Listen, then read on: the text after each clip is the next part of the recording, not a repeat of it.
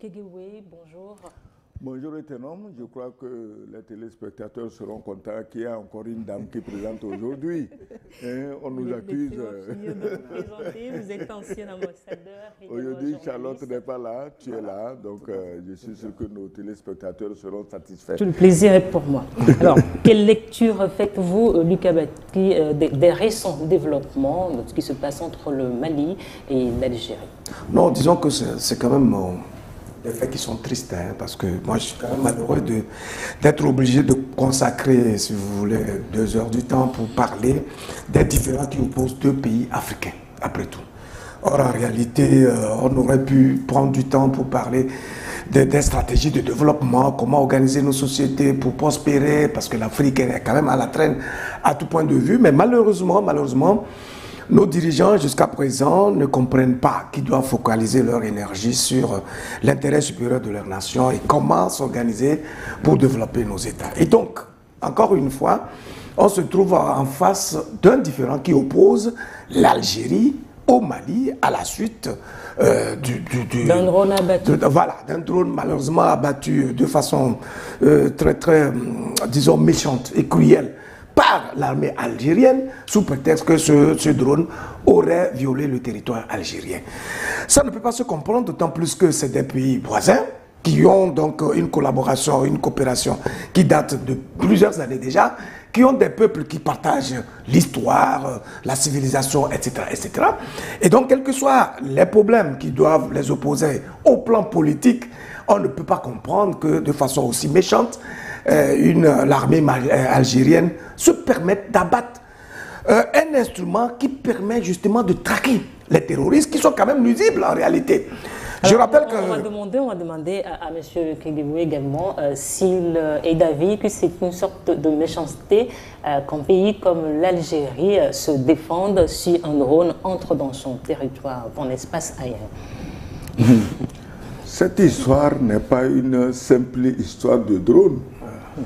Un drone, pour moi, c'est comme un cerf-volant. Donc, si on détruit un drone, on ne doit pas en faire une histoire. Mais ce n'est pas une histoire de drone ici.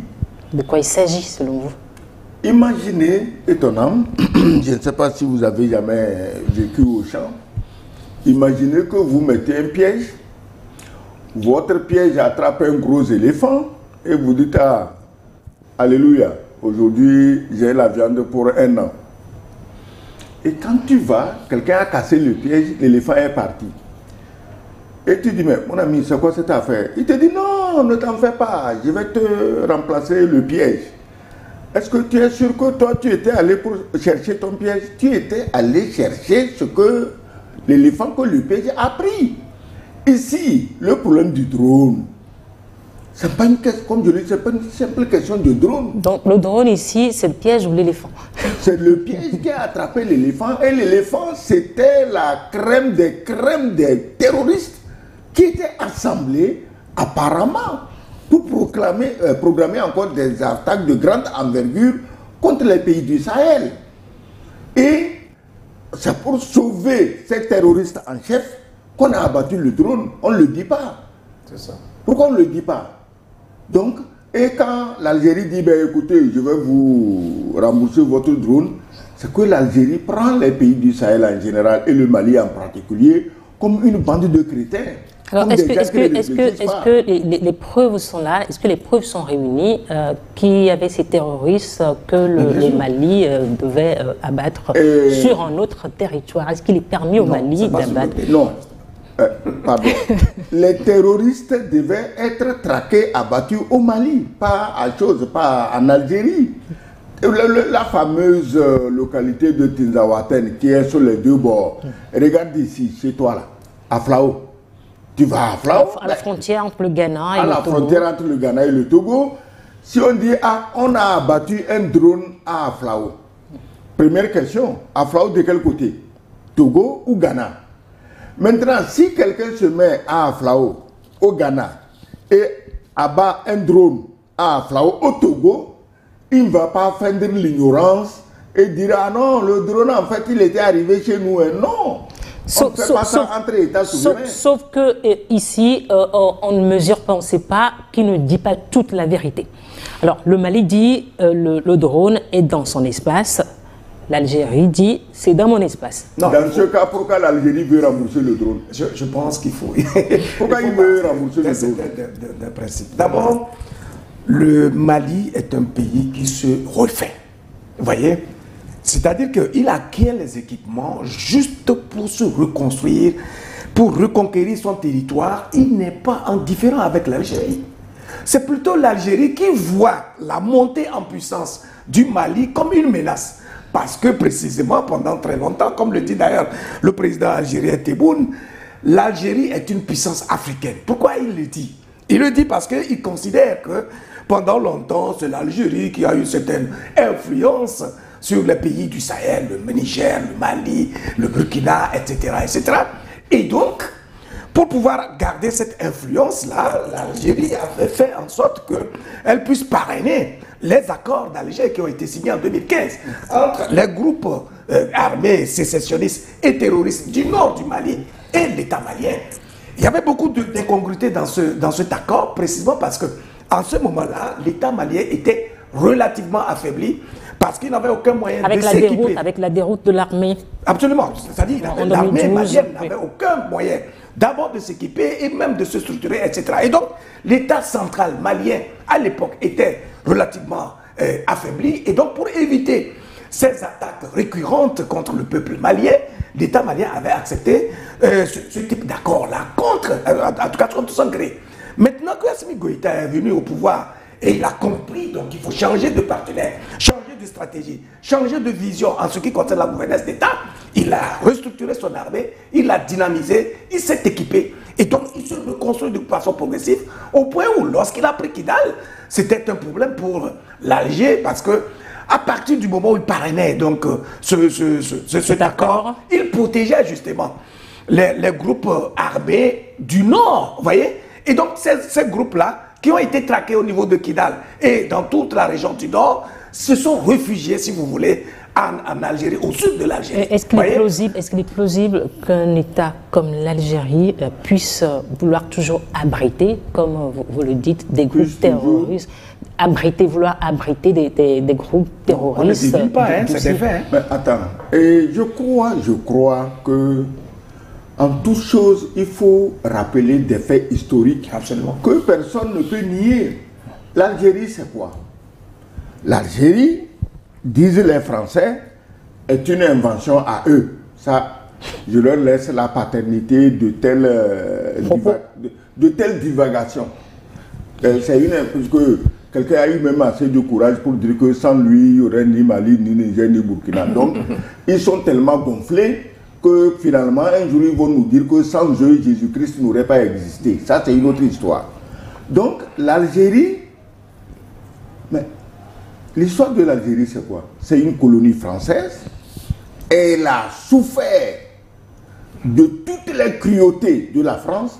Là, récemment, un journaliste français a juste parlé des enfumades, de comment on enfumait les gens en Algérie pour les tuer. Et littéralement, on l'a chassé de la chaîne de télévision. Donc ça te fait comprendre comment les Algériens ont souffert sous la France. Les Algériens se sont battus. Une longue et atroce guerre. Révolution algérienne. Et ils ont gagné, ils ont pris leur indépendance. Ayant fait la guerre pour gagner, ils sont admirés par tous les autres pays et les pays africains. C'était le modèle d'État révolutionnaire. Donc tout le monde admirait l'Algérie. Alors, qu'est-ce que l'Algérie fait quand elle a fini? Elle bat le rappel de tous les terroristes du monde. Même les Carlos, la bande Abadr, tout ce qui est terroriste, Al-Qaïda, État islamique, Moujao, elle bat le rappel de tous les terroristes. Les gens se disent, bien sûr, comme eux, ils se sont battus pour être libres, peut-être ces terroristes-là avaient un objectif de liberté. Et ils sont allés rester là-bas. Mais qu'est-ce qui est arrivé au début des années 80? Donc l'Algérie est une base arrière, c'est ce que vous voulez me dire? Ils sont là-bas chez eux, au vu, au sud de tout le monde. L'Algérie n'a jamais d'ailleurs nié héberger ces gens. Jusqu'à nouvel avis, elle n'a jamais. Alors, ils sont là-bas jusqu'à ce qu'au début des années 90, un terroriste étant un terroriste, c'est comme le scorpion, tu le mets dans ta poche. tu mets ton doigt, il te pique. Non. Parce que le scorpion, il s'en fout de si c'est dans ta poche ou dans la poche de quelqu'un. Dès que tu le touches, il te pique. Donc, tous les terroristes rassemblés ont maintenant organisé une rébellion islamiste ou terroriste. Et avec, tu te rappelles, le FIS, le Front Islamique du Salut, Ali Belhadj et Akwa Madani.